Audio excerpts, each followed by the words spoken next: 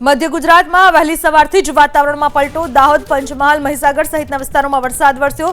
दाहोद शहर और जिला में वरसाद, गरबाड़ा, संजेली, लींबड़ी और झालोद में वरसाद वरस्यो। साथ ज धानपुर, देवगढ़, बारिया सहित पंथक में वरसाद नोंधायो। वरसादना कारणे ठेर ठेर पाणी भराया। दृश्यों में जोई शकाय छे हजू तो वरसादनी शरूआत छे अने त्यां ज बस स्टेशन थी मांडीने हाईवे पर पण पाणी भराया छे। प्रशासन मोटा मोटा दावाओ करे छे।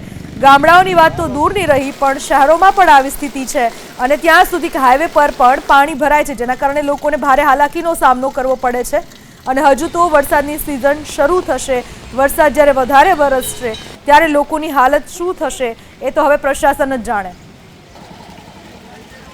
बात करिए दाहोदना फतेपुरानी। दाहोदना फतेपुरा शहर और आसपासना विस्तारमां पण वरसादनी धमाकेदार एंट्री थई। नानी चरोली, वागड़, डूंगर, घुगस, वावड़ी सहितना गामोमां वरसाद वरस्यो। करोड़िया, सलरा, माधवा, छालोर सहितना गामोमां वरसादथी खेडूतोमां खुशीनो माहोल जोवा मळ्यो। अलग अलग विस्तारोमां वरसाद वरसी रह्यो छे त्यारे फतेपुरा शहर और आसपासना विस्तारमां पण वरसादे धमाकेदार एंट्री करी। नानी चरोली, वागड़, डूंगर, घुगरा, वावड़ी सहितना विस्तारोमां वरसाद। करोड़िया, सलरा, माधवा, छालोर सहितना गामोमां वरसादथी खेडूतोमां खुशी। દાહોદ જિલ્લાના વાતાવરણમાં પલટો જોવા મળ્યો હતો। હાલ તો ગઈકાલે જે દિવસમાં વરસાદ પડ્યો હતો ત્યારબાદ હાલ મોડી રાતથી વરસાદ વરસી રહ્યો છે। દ્રશ્યો આપ જોઈ શકો છો કે જ્યાં દાહોદમાં હાલ તો મોડી રાતથી જે વાતાવરણમાં પલટો જોવા મળ્યો હતો અને દાહોદમાં અલગ અલગ વિસ્તારોમાં ધોધમાર વરસાદ મોડી રાતથી શરૂ છે। આપ જોઈ શકો છો દ્રશ્યો કે જ્યાં દાહોદના બસ સ્ટેન્ડ વિસ્તારના દ્રશ્યો છે કે જ્યાં પાણી પણ હાલ તો રસ્તા પર વહ્યા છે। ખાસ કરીને જે વરસાદને લઈને કે જ્યાં ખેડૂતો છેલ્લા કેટલાક સમયથી રાહ જોઈ રહ્યા છે તેમાં दाहोद सहित जिल्लाभर में वरसाद थता क्यांक ने क्यांक खेडूतों आनंद और खुशी जोवा मळे छे। दाहोद शहरना अलग अलग विस्तारों में ज्यां पाणी जोवा मळी रह्युं छे त्यारे दाहोदना ग्राम्य विस्तारों में पण जालत, गरालियावाड़, जेकोट सहित जे ग्राम्य आसपासना विस्तार छे तेमां पण पाणी जोवा मळ्युं छे। वात करीए जिल्ला तो जिल्लामां पण बारिया, धानपुर, लीमखेड़ा, लींबड़ी, झालोद, संजेली, गरबाड़ा सहित तमाम जे तालुकाओं से त्यां पण विस्तारमां वरसाद वरसी रह्यो छे। खास करीने के ज्यां ચોમાસું જામ્યું હોય તેવા દ્રશ્યો સામે આવી રહ્યા છે। ખાસ કરીને જે વરસાદ વરસતા વહેલી સવારે જે લોકો કામ ધંધે જતા હોય છે તેને પણ મુશ્કેલી જોવા મળી રહી છે। લોકોએ વરસાદથી રક્ષણ માટે હાલ તો છત્રી અને રેનકોટનો સહારો પણ લીધો છે। વહેલી સવારે તેમજ મોડી રાતથી જે વરસાદ વરસી રહ્યો છે અને ખાસ કરીને વરસાદ વરસતા શહેરના અલગ અલગ વિસ્તારોમાં પાણી જોવા મળી રહ્યું છે અને હાલ જ્યાં વરસાદમાં લોકો કે જો વહેલી સવારે નીકળતા હોય છે તેનો પણ મુશ્કેલી સર્જાઈ રહી છે પણ દાહોદમાં ધોધમાર વરસાદ વરસતા ક્યાંક ને ક્યાંક ખેડૂતોમાં પણ ખુશીનો માહોલ જોવા મળી રહ્યો છે। મનીષ જૈન, એબીપી અસ્મિતા, દાહોદ। તો દાહોદના લીંબડી તાલુકામાં ધોધમાર વરસાદ વરસ્યો। લીંબડીની સોસાયટીઓમાં પાણી ભરાઈ ગયા।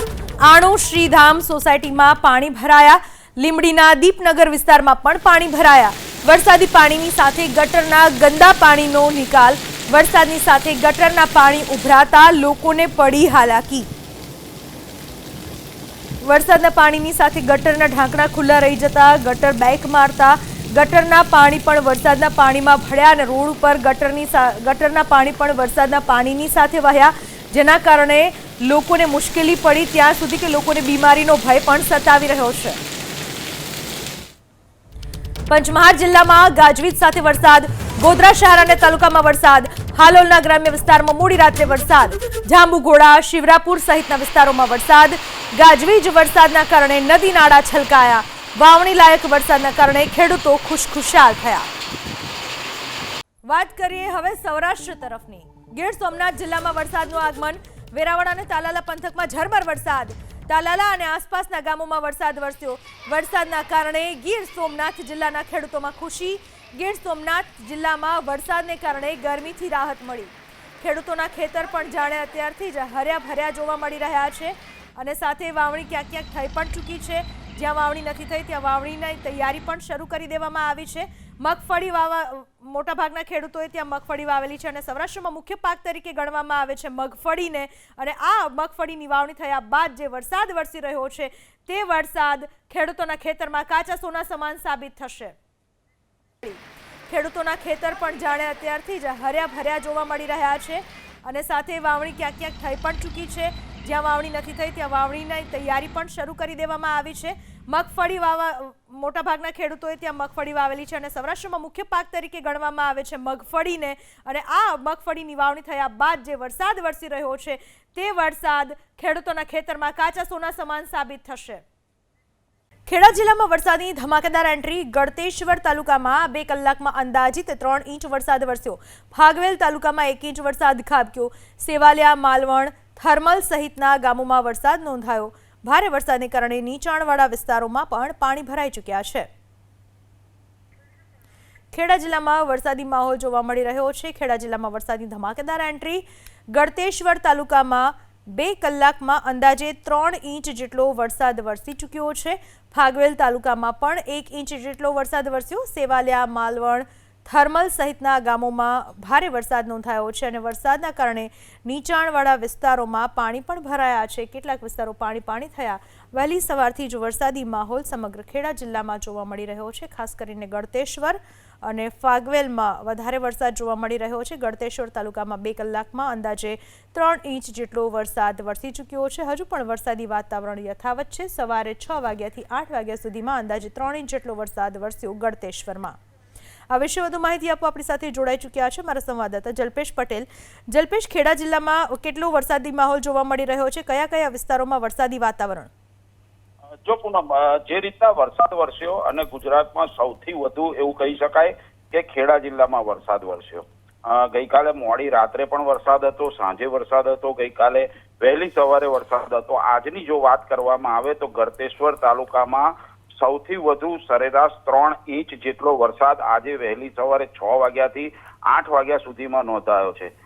જેમાં સેવાલિયા, માલવણ, થર્મલ સહિતના ગ્રામ્ય વિસ્તારોમાં આ વરસાદ છે તે વરસી રહ્યો હતો. નીચાણવાળા વિસ્તારોમાં પણ પાણી ભરાયા હતા, કારણ કે સ્વાભાવિક રીતે જે રીતના વરસાદ વરસે અને જે નીચાણવાળા વિસ્તાર છે તે પાણીથી પ્રભાવિત થતા હોય છે તે જ રીતના દ્રશ્યો પણ અહીંયા આગળ જોવા મળી રહ્યા છે. કહી શકાય હજુ પણ કાળા ડિબાંગ વાદળ છે.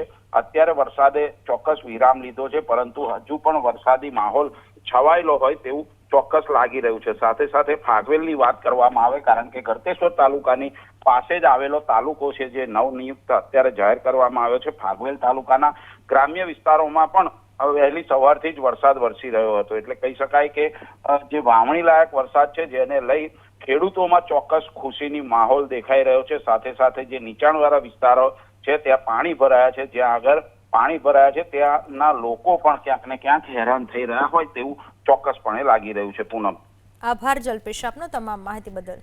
તો સુરત શહેર અને જિલ્લામાં વરસાદનું આગમન થયું. વહેલી સવારથી સુરતના વાતાવરણમાં પલટો આવ્યો. સુરતના અનેક વિસ્તારમાં સવારથી વરસાદી માહોલ. સુરતમાં આજે હળવાથી મધ્યમ વરસાદની આગાહી છે. સુરત જિલ્લાના કામરેજમાં પણ વરસાદ. કામરેજ તાલુકામાં ધીમી ધારે વરસાદ વરસ્યો. સુરત શહેર અને જિલ્લામાં વરસાદનું આગમન. વહેલી સવારથી સુરતના વાતાવરણમાં પલટો આવ્યો. સુરતના અનેક વિસ્તારમાં વહેલી સવારથી વરસાદી માહોલ છવાયેલો છે. આજે પણ હવામાન વિભાગે આગાહી કરી છે તે અનુસાર સુરત જિલ્લામાં આજે હળવોથી મધ્યમ વરસાદ વરસી શકે છે. તો સુરત શહેર અને જિલ્લામાં વરસાદનું આગમન થયું. વહેલી સવારથી સુરતના વાતાવરણમાં પલટો આવ્યો. સુરતના અનેક વિસ્તારમાં સવારથી વરસાદી માહોલ. સુરતમાં આજે હળવાથી મધ્યમ વરસાદની આગાહી છે.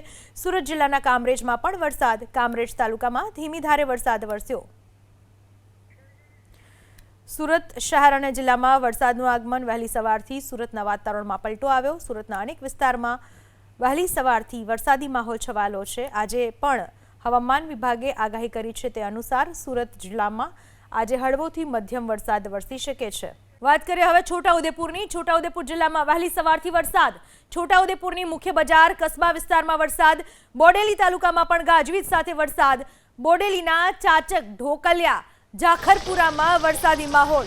છોટાઉદેપુરમાં પણ વરસાદી માહોલ છવાયેલો જોવા મળી રહ્યો છે. હજુ સત્તાવાર રીતે ગુજરાતમાં ચોમાસાનું આગમન નથી થયું, પરંતુ તે પહેલા વરસાદની ક્યાંક શરૂઆત થઈ ચૂકી છે. એટલા માટે ખેડૂતોમાં હવે ખુશી જોવા મળી રહી છે. ખેડૂતોએ હાલમાં વાવણીની તૈયારીઓ શરૂ કરી દીધી છે. મહીસાગરની વાત કરીએ. મહીસાગર જિલ્લામાં સવારથી વરસાદ. મહીસાગરના તમામ જિલ્લાઓમાં સવારથી વરસાદી માહોલ છવાયેલો છે. બાલાસિનોર, સંતરામપુર, વીરપુર તાલુકામાં વરસાદ. તો આ તરફ ખાનપુર, કડાણા, લુણાવાડા તાલુકામાં પણ વરસાદ. ગઈકાલ રાતથી ગાજવીજ સાથે વરસાદ વરસી રહ્યો છે. ક્યાંક ધોધમાર તો ક્યાંક ઝરમર વરસાદ વરસી રહ્યો છે. એકંદરે સમગ્ર મહીસાગર જિલ્લામાં વરસાદી વાતાવરણ છવાયેલું છે.